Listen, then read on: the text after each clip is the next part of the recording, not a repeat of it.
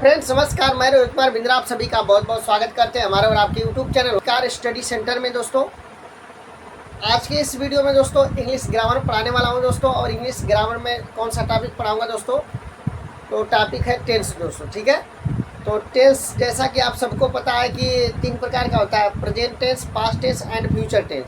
तो present tense के बारे में पढ़ाऊंगा। प्रेजेंट टेंस 4 प्रकार का होता है, present indefinite tense, present continuous tense, present perfect tense, present perfect continuous tense. तो आज की इस वीडियो में दोस्तों आप देख सकते हैं हेडिंग मैंने लगाया present indefinite tense, negative sentence जिसको हिंदी में नकारात्मक वाक्य कहा जाता है। ठीक है, तो इससे पहले दोस्तों मैंने 2 वीडियो बना दिया है, उसका प्लेलिस्ट भी मैंने बनाया है।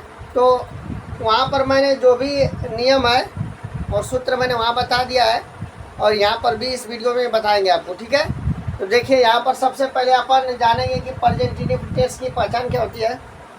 जिस हिंदी वाक्य के मुख्य क्रिया के अंत में ता है, ती है, ते आदि शब्द लगा रहता है, ठीक है, वह प्रेजेंट इंडेफिनिट टेंस के अंतर्गत आता है। और नेगेटिव सेंटेंस की पहचान होती है नॉट। नॉट माने क्या होता है, नहीं होता है। जब कोई भी वाक्य होगा तो उसमें नहीं आएगा, तो नहीं की अंग्रेजी आप नॉट लिखेंगे। ठीक है, तो नेगेटिव सेंटेंस का ये सूत्र है, कर्ता लिखेंगे सहायक क्रिया डू या डज, नॉट में मुख्य क्रिया कर्म अन्य बातें। ठीक है, कहने का मतलब है कि जब नेगेटिव सेंटेंस आएगा, ठीक है, एकदम आराम से घबरा के ना, एकदम आराम से सुनिए ध्यान से। नेगेटिव सेंटेंस में सहायक क्रिया डू और डज का प्रयोग होता है। नेगेटिव सेंटेंस में सहायक क्रिया डू या डज का प्रयोग नहीं होता, नेगेटिव सेंटेंस में होता है, इसलिए यहाँ पर सूत्र में डू या डज लिखे हैं। ठीक है, उदाहरण लिए हम यहाँ पर देखिए ध्यान से। पहला उदाहरण, तुम सब स्कूल नहीं जाते हो, तुम सब स्कूल नहीं जाते हो। दोस्तों अगर इस वाक्य में यदि कर्ता आपके मालूम करना है तो कौन का प्रश्न करिए। कौन का प्रश्न करेंगे तो जो उत्तर में आएगा वही क्या कराता है, कर्ता। तो कौन स्कूल जाता है दोस्तों, सॉरी कौन स्कूल नहीं जाता है दोस्तों, तुम सब आया उत्तर में, तो तुम सब करता है। ठीक है, तो दोस्तों वाक्य क्या ध्यान से देखिएगा। वाक्य तुम सब स्कूल नहीं जाते हो, तो सबसे पहले करता यू लिखोगे, सूत्र के अनुसार ही हो गया। सहायक क्रिया डू या डज बोले तो याद रखिए कि जब बहुवचन करता हो तो डज का प्रयोग करवा। अगर बहुवचन करता हो तो सहायक क्रिया डू का प्रयोग करवा। अगर एक वचन करता हो तो सहायक क्रिया डज का प्रयोग करेंगे आप। ठीक है, यहाँ पर क्या तुम सब बहुवचन है, तो जब बहुवचन है तो सहायक क्रिया हम डू का प्रयोग करें। ठीक है, तो यहाँ पर क्या लिखे हो, यू डू, इसके बाद क्या सूत्र में नाट है, नाट लगा देंगे। मुख्य क्रिया क्या है दोस्तों, इसमें जाना मुख्य क्रिया, तो गो माने जाना होता है, तो गो लिखे हैं। फिर टू, और स्कूल जाना है तो गो टू स्कूल लिखेंगे, फुल स्टॉप। ठीक है, उम्मीद करता हूँ कि उदाहरण पहला आपके समझ में आ गया होगा। ठीक है, अब आते हैं उदाहरण नंबर दूसरा लेते हैं। ठीक है, और आपको बताते हैं। ठीक है दोस्तों, उदाहरण नंबर दूसरा लेते हैं। रोहन प्रतिदिन बाजार नहीं जाता है। दूसरा उदाहरण, रोहन, ठीक है ध्यान से देखिएगा, रोहन प्रतिदिन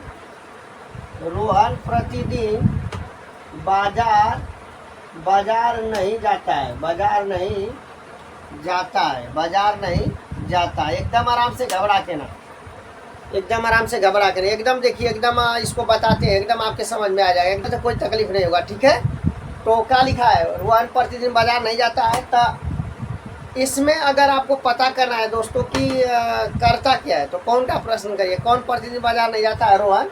तो रोहन उत्तर में आया, तो रोहन करता हुआ। तो इस सूत्र में सबसे पहले आप पहला नंबर में कर्ता लिखवा, एक बाद दूसरा नंबर में सहायक क्रिया, तीसरा नंबर पर क्या लिखवा, नॉट, चौथा मुख्य क्रिया लिखवा, पांचवा नंबर में कर्म, छठवां नंबर में अन्य बातें। समझ में आ गया दोस्तों। सबसे पहले यहाँ पर रोहन का अंग्रेजी लिखेंगे, तो रोहन का अंग्रेजी रोहन हो जाएगा, रोहन। अब पहला नंबर होगा, पहला कर्ता लिख लेला, दूसरा नंबर के कराई सहायक क्रिया का, तो सहायक क्रिया दू गो डज और डज, सॉरी सहायक क्रिया डू और डज है।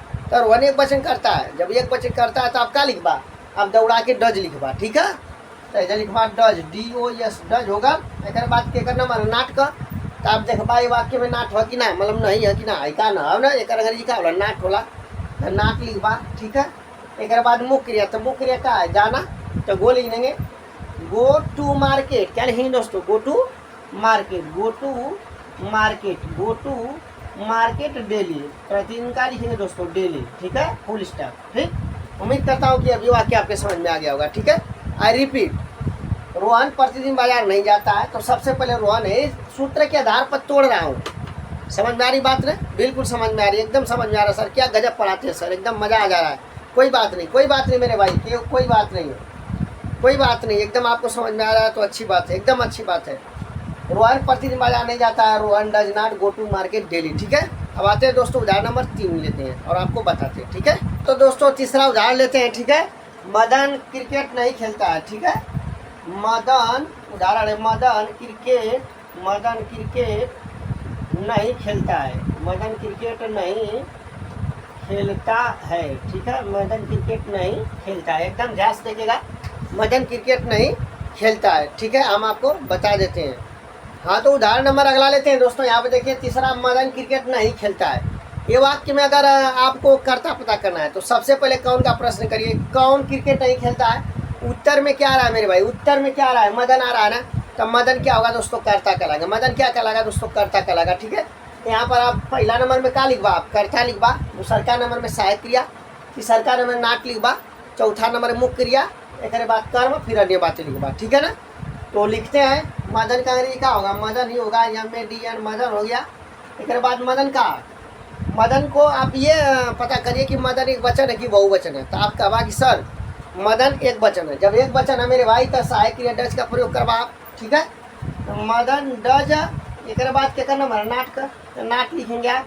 अब नाट के बाद दोस्तों क्या लिखेंगे, नाट के बाद आप लिखेंगे मुख्य क्रिया, तो खेलना होता है, यहाँ पर मुख्य क्रिया खेलना है। तो खेलना का अंग्रेजी आप क्या लिखेंगे, प्ले लिखेंगे। क्या लिखेंगे, प्ले, नाट प्ले, समझ में आ रही बात है ना, प्ले हो गया। इसके बाद दोस्तों क्रिकेट का लिखेंगे, प्ले क्रिकेट, ठीक है। क्रिकेट का अंग्रेजी क्या होगा, क्रिकेट, CRICKET, क्रिकेट, लास्ट में फुल स्टॉप लगा देंगे, ठीक है ना। यहाँ पर फुल स्टॉप लगा देंगे, ठीक है। तो इसका अंग्रेजी क्या बनेगा, मदन क्रिकेट नहीं खेलता, इसका अंग्रेजी बनेगा Madan does not play cricket. Clear हो गया ना। अब आते हैं चौथा उदाहरण पर, ठीक है दोस्तों। अगर आई रहेगा तो अपना के लिए अंग्रेजी माई लिखते हैं, ठीक है। अगर दोस्तों यू रहेगा तो हमेशा योर लिखते हैं, क्या लिखते हैं, योर। अगर ही रहेगा तो अपना के अंग्रेजी हिज लिखेंगे, ठीक है। यदि हर रहेगा तो यदि सी रहेगा तो अपना के अंग्रेजी हर लिखेंगे, ठीक है। अगर वी रहेगा तो वी के लिए अपना का अंग्रेजी आवर लिखेंगे। समझ में आ रही बात ना, वी रहेगा। तो आप एक उदाहरण लेते हैं और आपको बताते हैं। उदाहरण नंबर अगला लेते हैं दोस्तों। तुम, एग्जाम्पल अगला है, ध्यान दीजिएगा।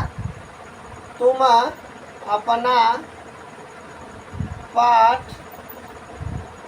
याद करते हो, तुम अपना पाठ याद नहीं करते हो, याद नहीं करते हो, ठीक है। अगला वाक्य क्या है दोस्तों, तुम अपना पाठ याद नहीं करते हो। तो ध्यान से देखिएगा दोस्तों, सबसे पहले अपन यहाँ पर देखेंगे कि अपना गया वाक्य में, तो अपना की अंग्रेजी यू के लिए क्या लिखेंगे, तुम के लिए अपना का अंग्रेजी योर लिखते हैं। अभी मैंने बताया महत्वपूर्ण नोट में, ठीक है। तो सबसे पहले कर्ता लिखिए, कर्ता तुम है, तो कर्ता पहला नंबर पर यू आ जाएगा। सबसे पहले यहाँ कर्ता लिखेंगे तो कर्ता क्या है, तुम है, तुम का अंग्रेजी क्या होता है, यू होता है, तो यू लिखेंगे। और दोस्तों इसके बाद दूसरा नंबर का है, दूसरा नंबर डू या डज लिखना है। तो यू का है, बहुवचन करता है, जब बहुवचन करता है तो आप क्या लिखबा, डज ना लिखबा, डू लिखबा, ठीक है। तो लिखेंगे आप यू डू, एक बाद क्या करना हमारा नाट का, तो यू डू नाट लगा देंगे आप, ठीक है। एक बाद नंबर मुख्य क्रिया है, तो मुख्य क्रिया में क्या, याद करना, तो लर्न माने याद करना होता है। याद करना अंग्रेजी का होता है, लर्न माने याद करना होता है। लेकिन अपना पाठ है तो यू के लिए अपना का अंग्रेजी अब बताएंगे, जब यू रहेगा तो अपना का अंग्रेजी योर लिखेंगे। तो यहाँ पर क्या लिख देंगे आप, योर लेसन, क्या लिखेंगे दोस्तों, योर लेसन लिख देंगे, लास्ट में फुल स्टॉप लगा देंगे, ठीक है। तो उम्मीद करता हूँ कि वाक्य भी आपके समझ में आ गया होगा, ठीक है। तो दोस्तों यदि यह वीडियो आपके अच्छा लगा होगा तो लाइक शेयर सब्सक्राइब जरूर करिएगा। फिर मिलते हैं अगले वीडियो में। जय हिंद, जय भारत।